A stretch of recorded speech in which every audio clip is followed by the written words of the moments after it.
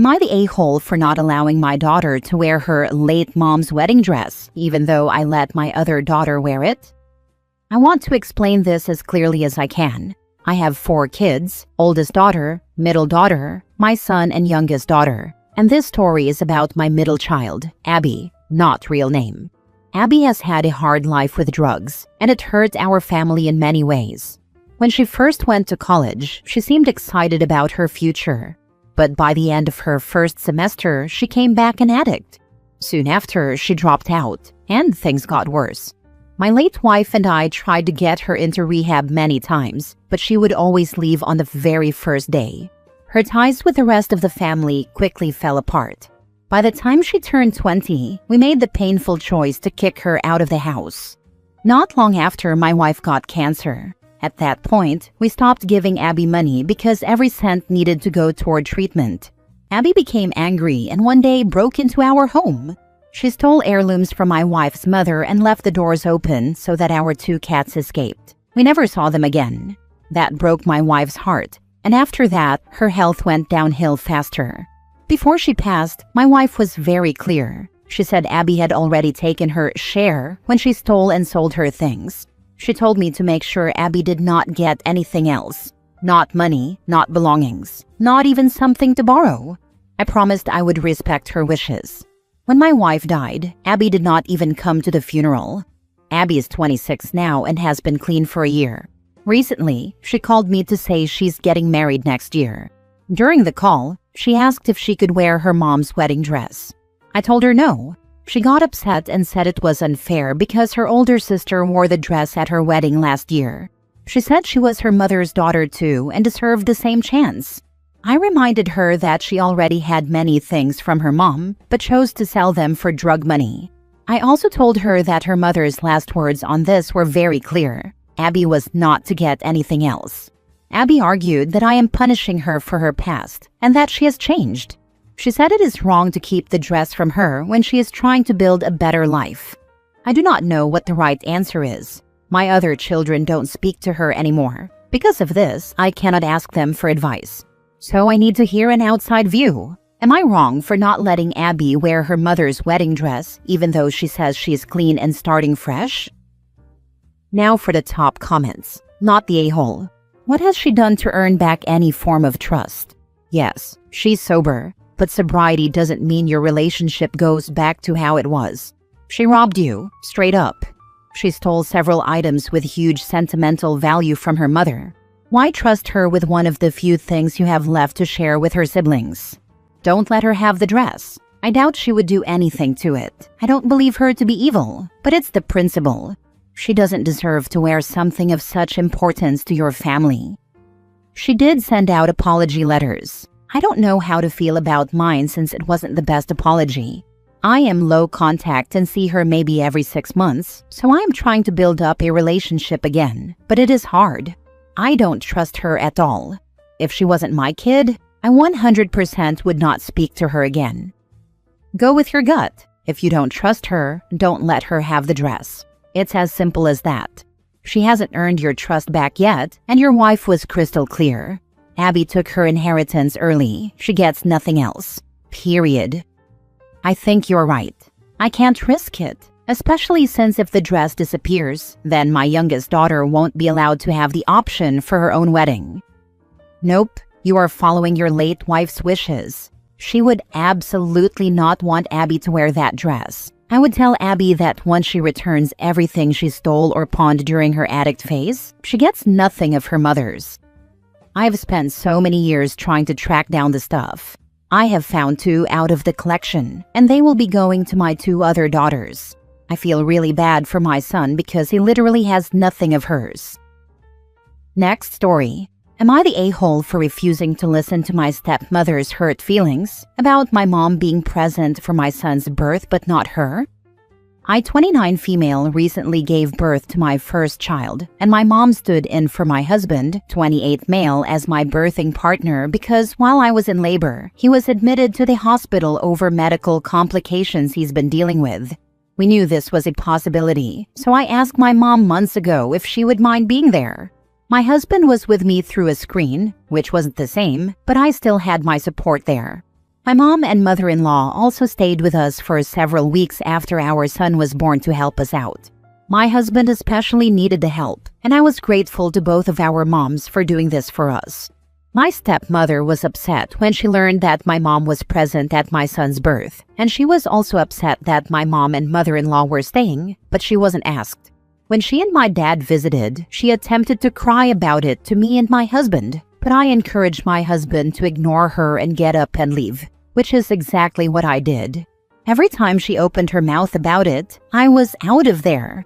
This was after I told her to stop, and that she had no right to be there, even if she felt like she had.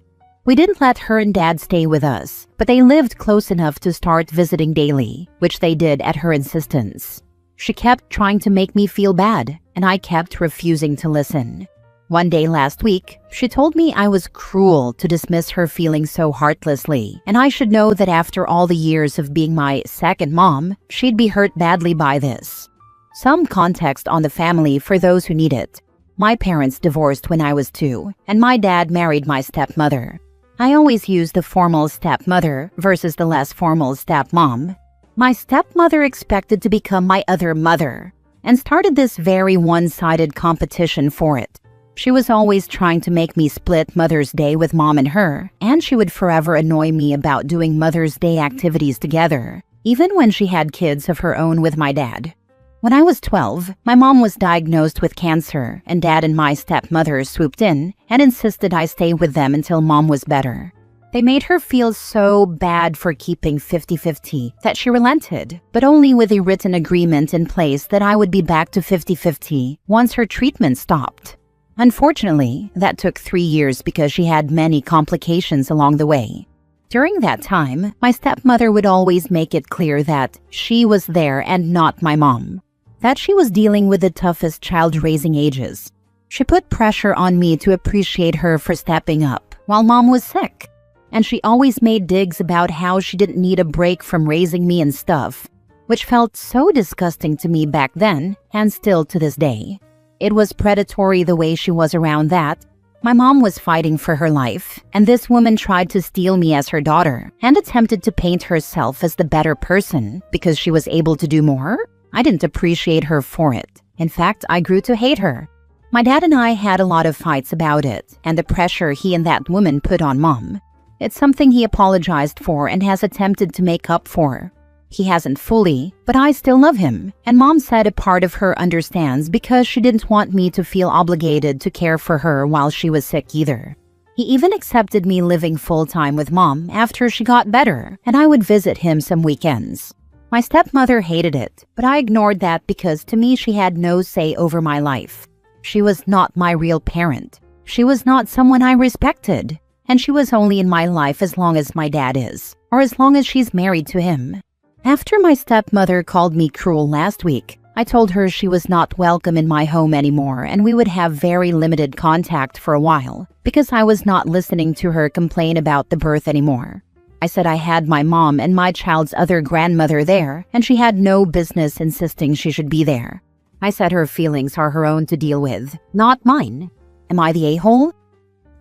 Not the a-hole. You gave birth, not a popularity contest award. And boundaries aren't optional.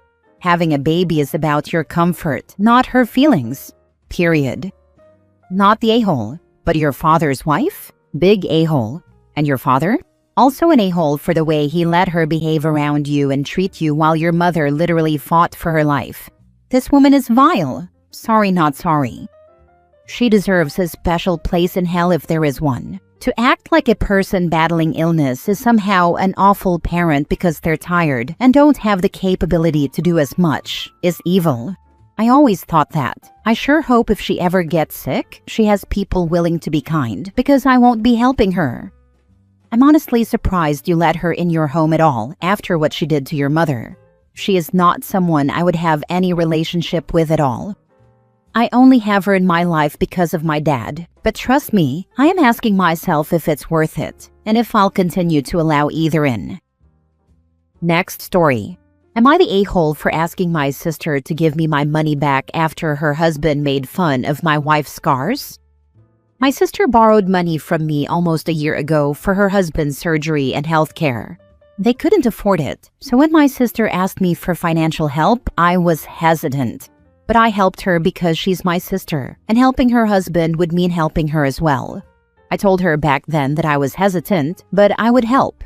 She said she'd return the money in 3 months, but she didn't, and I didn't ask her either. So now I brought it up again. I wasn't planning on asking her to return the money, but her husband made fun of my wife's scars. My wife has small scars on her hand. It's not serious, just small scars she inflicted on herself when she was 15. I was with her back then and put a stop to it. We are both 27 now, and my brother-in-law made fun of my wife when he asked her if she's still childish and told her to cover up her hands because it's unpleasant for everyone.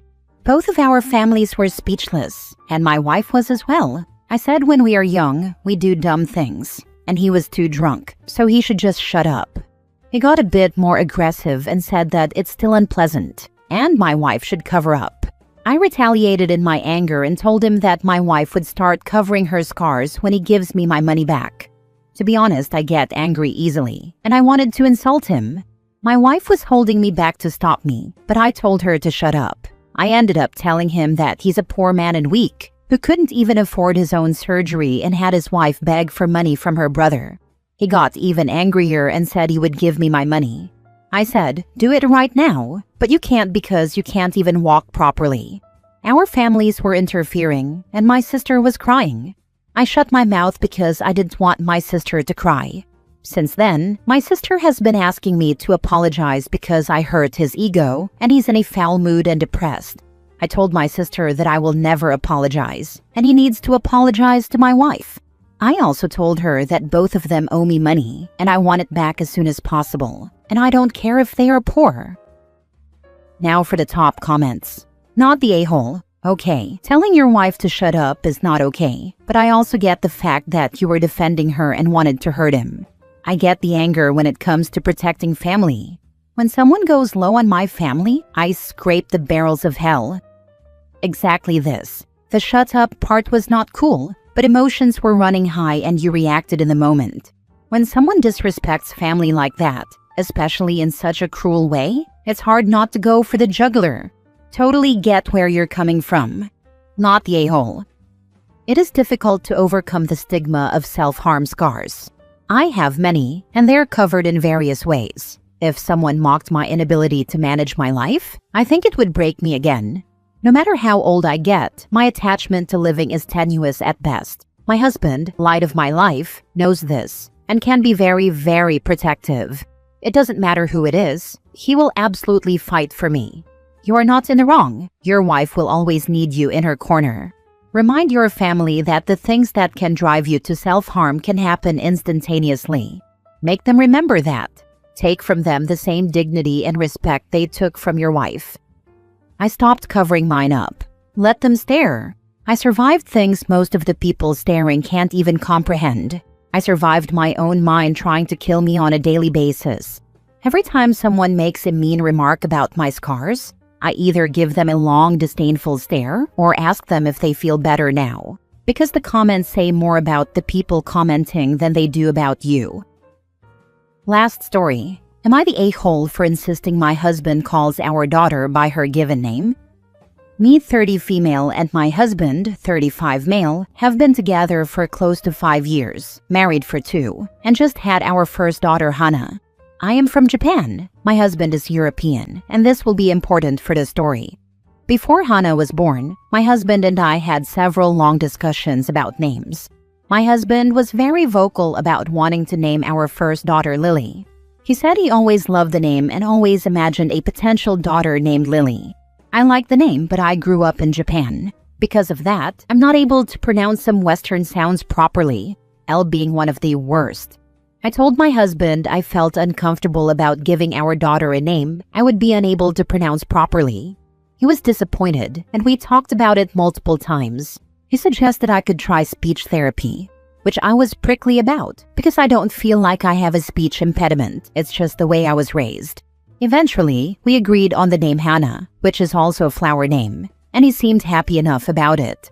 Long story short, now that all 3 of us are home from the hospital, I caught my husband calling our daughter Lily when they're alone.